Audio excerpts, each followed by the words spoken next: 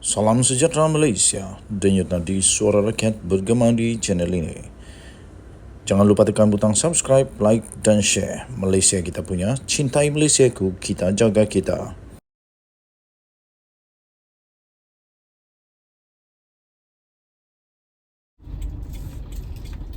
Salam sejahtera Malaysia, denyut nadi suara rakyat bergema di channel ini. Nampaknya Muhyiddin Yassin, Hadi Awang, semuanya dah takut, dah pun tak berani nak buat apa-apa. Dan ini seolah-olah mengesahkan bahawa benda itu betul.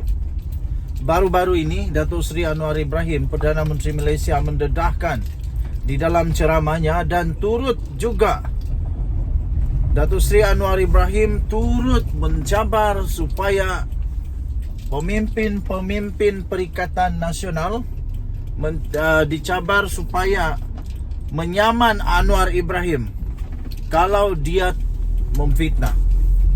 Anwar Ibrahim kata Perikatan Nasional makan duit haram dengan judi, dana judi.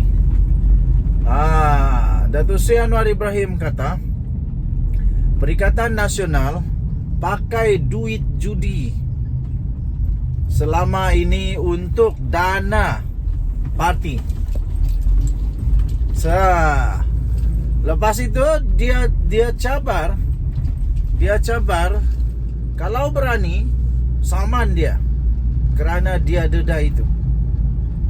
Pernah satu ketika Muhyiddin Yassin bukan main lagi, dia menafikan dan dia kata dia nak saman Anwar. Dia nak saman. Sampai tiba-tiba ada seorang businessman jumpa SPRM, bawa bukti tentang duit dana judi itu. Lepas dari itu, Muhyiddin Yassin yang betul-betul kononnya berani mau saman Anwar itu, diam. Dia jadi diam. Dia tak berani. Sampai sekarang lebih kurang 2-3 hari dah video ceramah Datuk Seri Anwar Ibrahim di mana dia mendakwa bahawa Perikatan Nasional memang ada pakai duit haram dana judi. Sampai sekarang belum ada tindakan daripada Muhyiddin atau Tok Guru Hadi Awang. Adakah ini membuktikan bahawa Perikatan Nasional, PAS dan PPBM bersatu? Kedua-duanya di dalam Perikatan Nasional. Adakah ini membuktikan bahawa mereka memang pakai duit haram, duit judi untuk dana politik? Adakah selepas ini tiba-tiba Hadi Awang cari lagi satu fatwa, cari lagi satu alasan baru nak yakinkan kepada ahli-ahli PAS, ahli-ahli Perikatan Nasional bahawa wang itu tak haram? Kalau orang lain yang pakai, wang itu wang haram. Kalau PAS yang pakai, wang itu tak haram. Adakah ini akan dikeluarkan fatwa selepas ini pula? Aduh. Paling teruk, di dalam ketika Perikatan Nasional jadi kerajaan, tak pernah berlaku cabutan judi. Bukan sahaja tidak dikurangkan, malah ditambah sampai 22. Datuk Seri Anwar Ibrahim kata ditambah daripada 8 kepada 22. Sedangkan mereka ini yang mewar-warkan untuk nak memperbetulkan negara Malaysia daripada hukum hakam, daripada haram halal. Mereka nak jadikan dengan betul. Tapi yang terjadi apa? Bukan dikurangkan, ditambah pula. Itu kata Anwar Ibrahim. Dan Anwar cabar supaya diorang pergi saman dia. Sampailah ni tak ada saman. Kalau ada lagi rakyat nak percaya selepas Anwar cakap begitu dan mereka tak berani nak saman ke, tak berani nak nafikan ke, kita tak tahu lagi lah apa sebenarnya yang rakyat nak tengok. Yang saya kesian ni tuan-tuan dan puan-puan, yang kita kesian ni tuan-tuan dan puan-puan ialah kalaulah benda tu memang betul ada, dah berapa ramai mulut sudah makan duit haram, dah berapa banyak keluarga perutnya sudah masuk kerana sudah masuk makanan hasil daripada duit judi. Sebab setahu saya judi itu haram di sisi agama Islam. Jadi selepas dah makan duit haram pula, duit daripada dana judi haram pula, kalau sudah makan duit haram itu, waktu duit haram itu punya hasil makanan dalam perut, saya nak tanya soalan satu saja. Segala amal ibadah yang dilakukan diterima tak? Aduh, pening kepala aku. Tapi aku tak payah nak pening-pening lah. Sebab itu nanti akan dijawab di hadapan Tuhan. Yang pasti satu sajalah, saya mau supaya kalau memang benda ni memang betul ada terjadi, hentikanlah. Pas, tolonglah berhenti. Janganlah pakai duit judi lagi. Lepas itu kedua, lebih baik pemimpin PAS bertaubat. Lepas taubat, pergilah mengaku dan minta maaf kepada ahli-ahli PAS yang telah termakan duit haram daripada judi ni. Kesian tau. Mereka ni tak tahu pun daripada makan duit daripada dana judi haram. Mereka tak tahu pun mereka dah makan duit dana judi. Jadi tak adil bagi mereka untuk dapat dosa kalau dosa lah. Okey. Jadi di manakah keberanian Mahyadin Mat Yassin yang hari itu berapi-api nak saman Anwar? Kalau tak ada tindakan, apalagi tak ada pun kenyataan menafikan. Apalagi kalau tak ada pun kenyataan menafikan, ini memang seolah-olah mengiyakan. Seolah-olah ya betul lah itu, kami dah tak boleh buat apa-apa, kami dah kantoi macam begitu. Jadi kita tunggu apa tindakan seterusnya daripada pemimpin PH, daripada pemimpin PH pula, daripada pemimpin Perikatan Nasional. Adakah mereka berani menafikan? Adakah mereka berani untuk kata tak ada? Adakah mereka berani untuk saman Anwar? Inilah yang kita nak tengok ni. Denyut nadi suara rakyat bergema di channel ini. Bye-bye. Salam sejahtera Malaysia. Denyut nadi suara rakyat bergema di channel ini. Menteri Komunikasi Fahmi tiba-tiba buat kejutan, mengejutkan Sanusi, mengejutkan Hadi Awang, Muhyiddin dan semua orang Perikatan Nasional lah. Semua mereka ini terkejut. Pasti terkejut. Kerana Fahmi memberi kenyataan bahawa poster komplot, salahkan PAS, batal konsert, memfitnah. Itu memfitnah. Menteri Komunikasi dan Digital Fahmi Fadzil menafikan tuduhan yang kononnya dia telah mengarahkan naratif untuk menyalahkan PAS atas pembatalan festival Good Vibes GVF 2023 pada hujung minggu yang lalu. Katanya poster ini adalah fitnah. Saya telah arah pejabat untuk buat laporan pada MCMC dan PDRM. Katanya pada satu hantaran di media sosial. Fahmi turut menjelaskan kronologi kejadian yang membawa kepada pembatalan festival itu.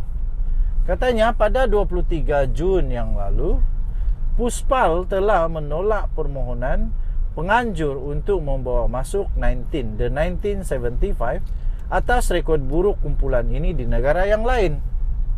Pada 16 Julai, penganjur telah buat rayuan dan memberi jaminan bertulis juga dari manajer band tersebut untuk bertanggungjawab sepenuhnya ke atas persembahan kumpulan ini.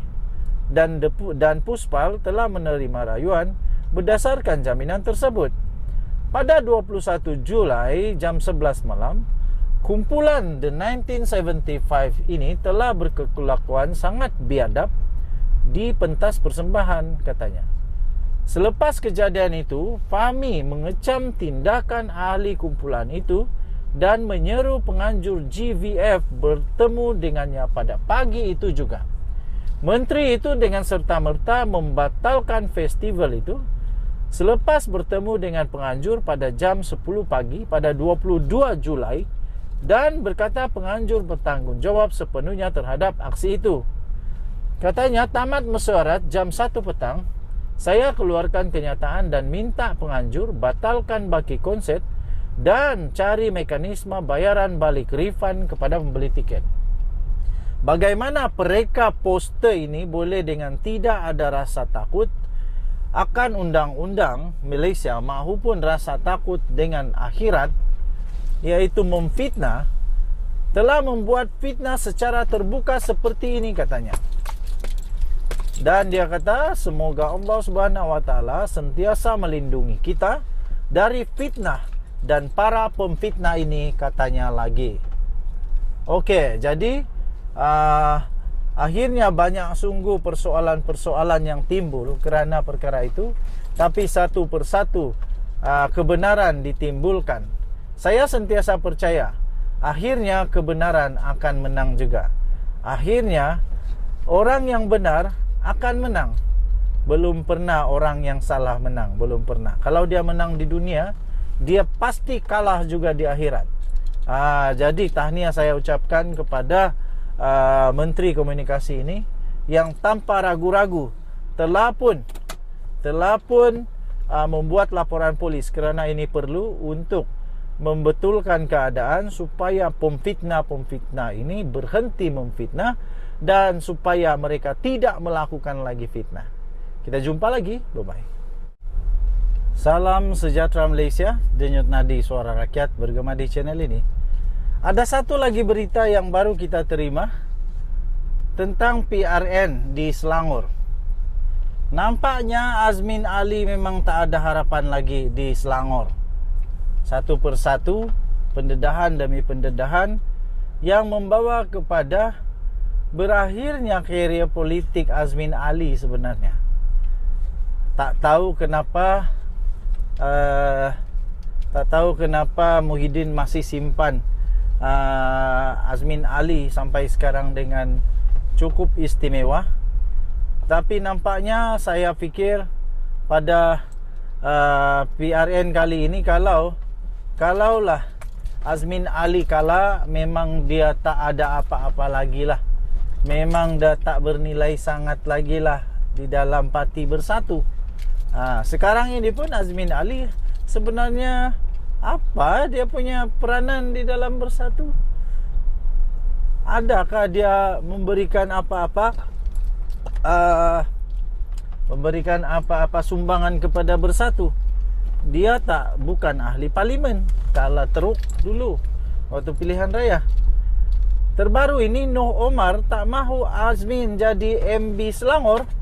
Satu pertanyaan yang cukup dahsyat bunyinya. Di sabudin.com.net bertarikh hari ini 25 Julai. Bekas pengerusi UMNO Selangor Noh Omar entah mimpi apa, tiba-tiba sahaja membangkitkan kedudukan serta jawatan Menteri Besar daripada parti itu yang sudah ditinggalkannya.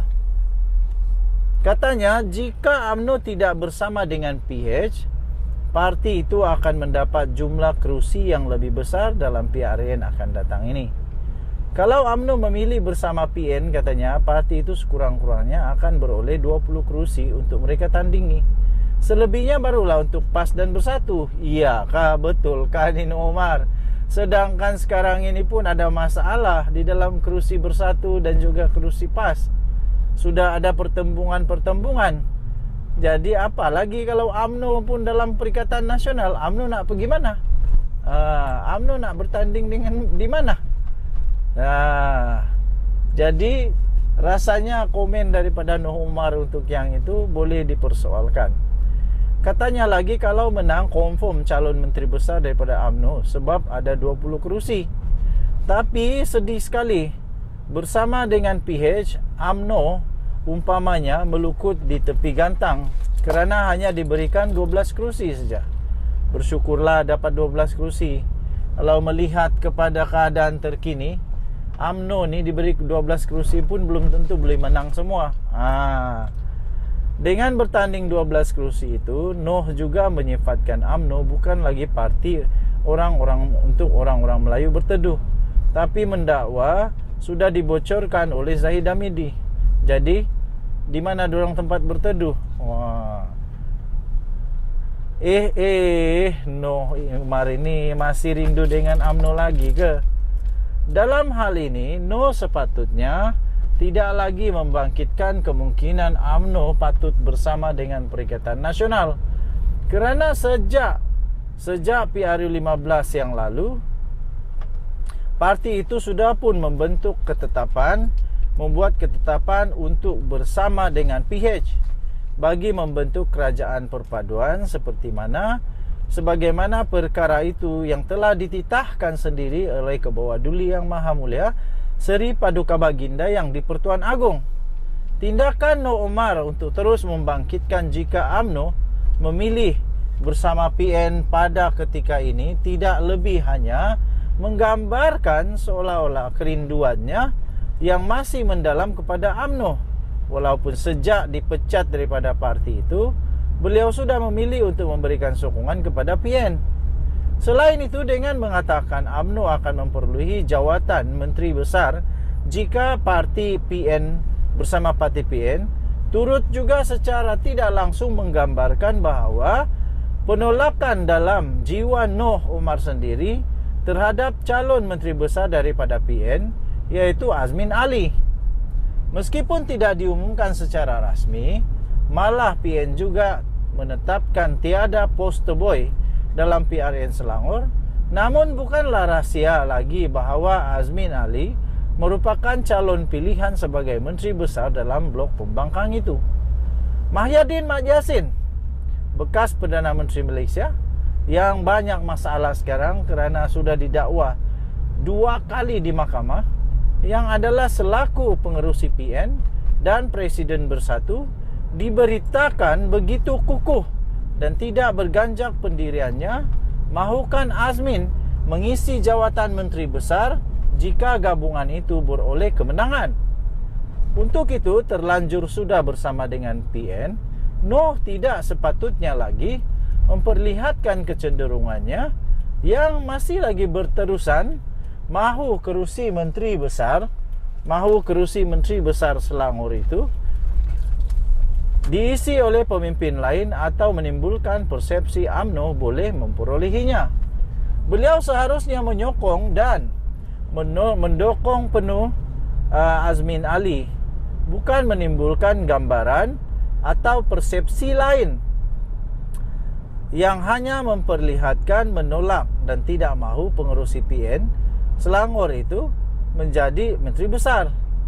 Lebih daripada itu, memberi gambaran dengan bersama PN dan kemudian bertanding 20 kerusi akan memberi jaminan UMNO bakal mendapat jawatan Menteri Besar adalah tidak tepat sama sekali. Meskipun 20 kerusi mungkin ditandingi, boleh menangkah semua kerusi itu? Berapa saja kerusi yang UMNO boleh menang? Lupakan Noh Umar, malah ketika beliau mengetuai UMNO Selangor sebelum ini pun, berapa kerusi sahaja yang mampu dimenangi oleh parti itu.